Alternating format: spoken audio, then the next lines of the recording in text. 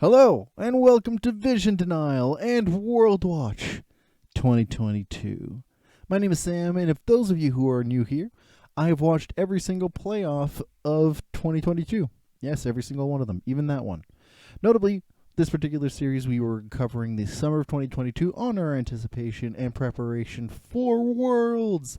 And this you have stumbled upon, or you are a regular subscriber and watcher, to the Meet the Teams portion, where I will take a look at every 24 team, their strengths, weaknesses, play styles, notable quirks, interesting things to look ahead, all in the attempts to at least teach some people who don't watch certain regions what to expect from their teams, or from the teams that are going.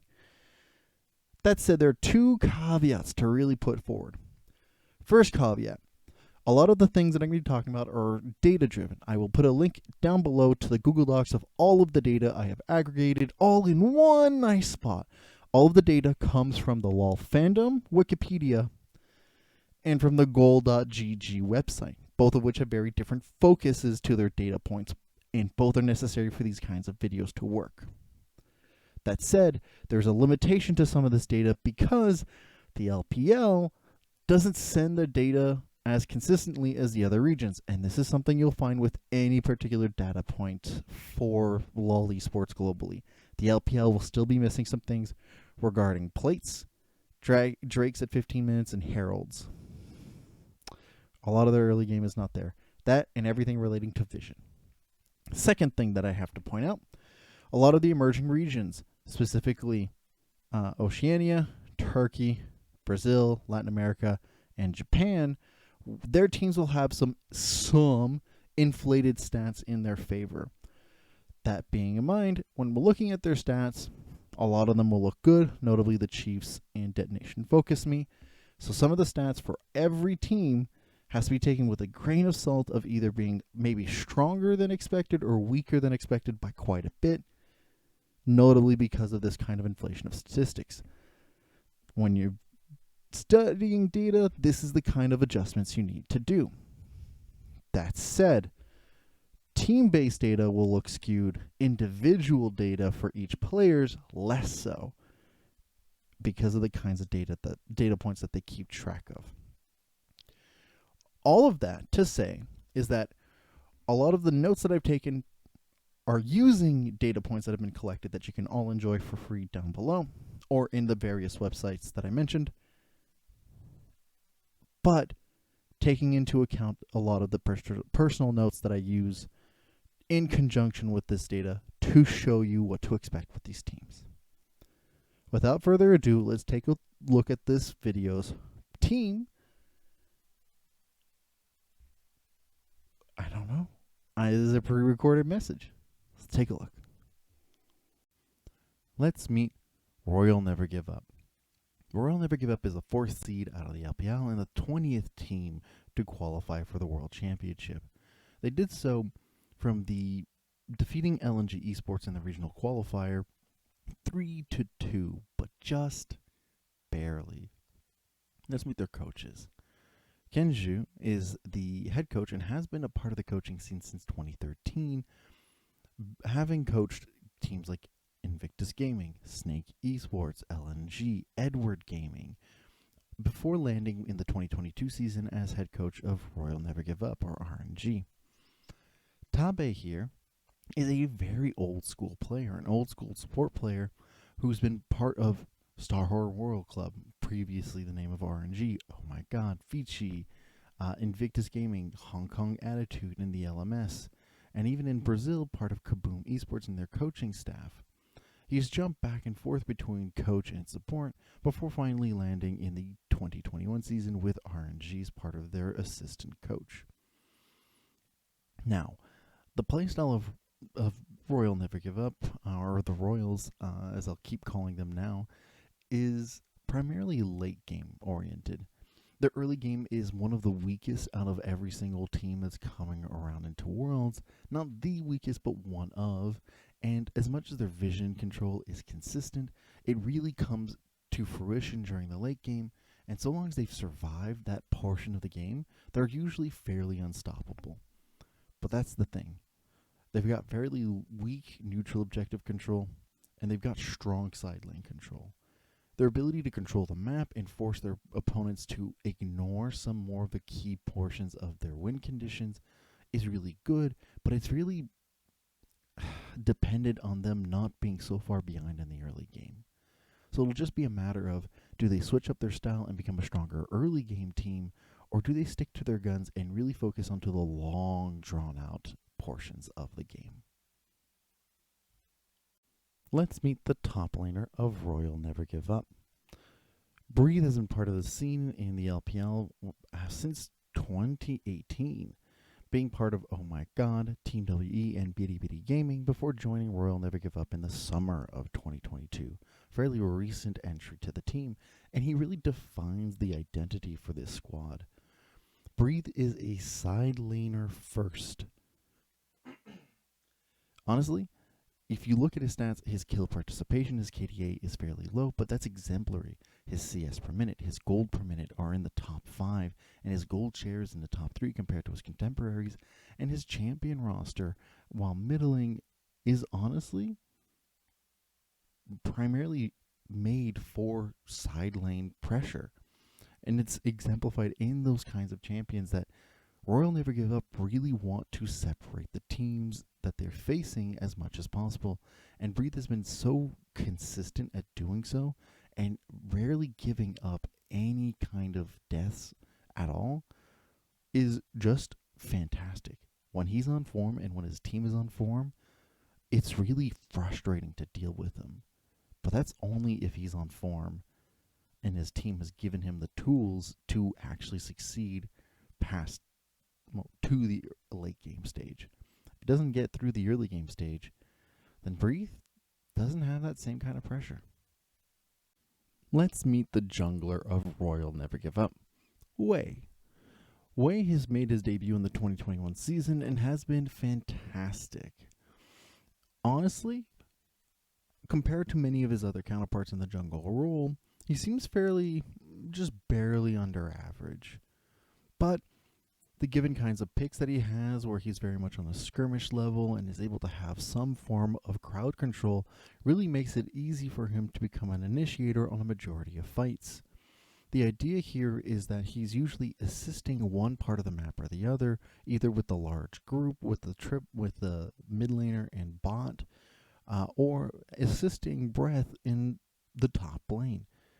And at this current point, it makes sense that his kill participation is slightly lower than others.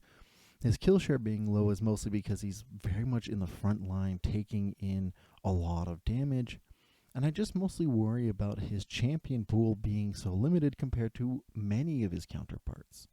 But he's still not very far off from most of the average, and he's very serviceable overall. Let's meet the Royal Never Give Up's mid laner, Xiaohu. Xiaohu has played mid lane and top lane with this organization since the summer of 2015. There's no one more synonymous with this organization than the King of Spring himself. And given that the mid lane is a stacked role this year at World Championships for the 2022 season, you would hope that the King of Spring can show up and be on top of it all. But unfortunately, he's the King of Spring and not the King of Summer. And that shows equally within his stats. That said, he is a major proponent and success factor for the Royals. His high kill participation within the team means that he's always there trying to set up things for just the success of like any given team fight or side lane pressure, anything to get the game going. The unfortunate nature, however, is that it is still fairly low compared to, or not fairly low, but like most of his other gold making is low compared to the rest of his contemporaries. His kill participation is the notable thing here, and he only ranks as 4th amongst that. His team just primarily focuses on a lot of side lane objectives, and his ability to control the zone of any given team fight is fairly secondary to a lot of the Royals' MO, and I feel like it's a wasted opportunity for the king. Let's meet Royal Never Give Up's bot laner, GALA. GALA joined the organization in the summer of 2020 and has stayed with them since, and from some fairly solid success. GALA is a scrappy player, holding the large majority of the kill share for his team, a solid kill participation, and good gold metrics. But here's the thing. Comparing him to his compatriots in the bot lane, he is falling below average on all remarks.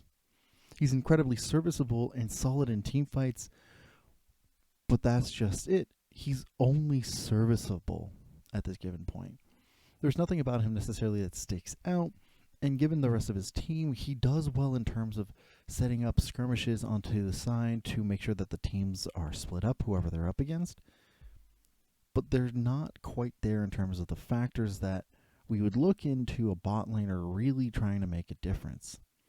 His champion pool may not be limited, it's in fact fairly average regarding a lot of the other bot laners, but he falls below average on all regards.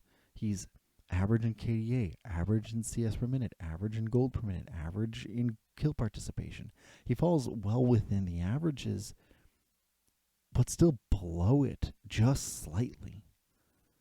And by any matter of fact, GALA is impressive to watch, but can he keep up with the others? Let's meet the support player for Royal Never Give Up, Ming. Ming's been part of the organization since the start of the 2017 season, and honestly, you could not separate Ming from this organization.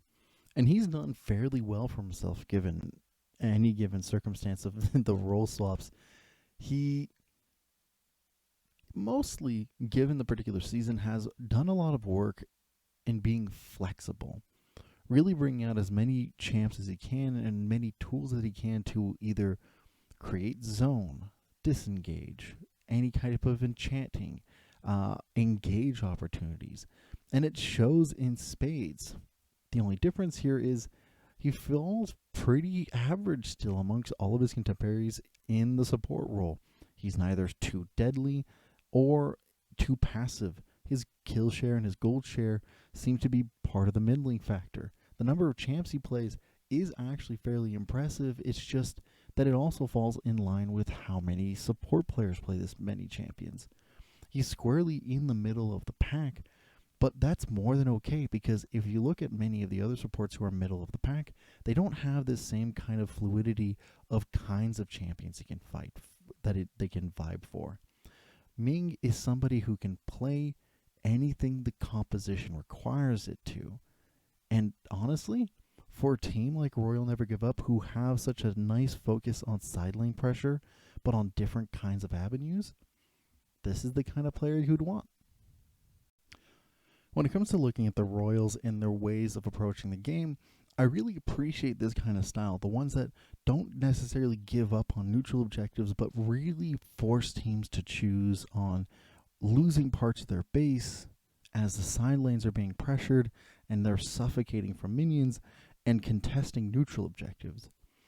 The issue here is that so many teams will full-on dive neutral objectives and then repeat to answer that it's hard for me to see if Royals are going to be able to adapt into a different style or really push this particular one in an efficient manner.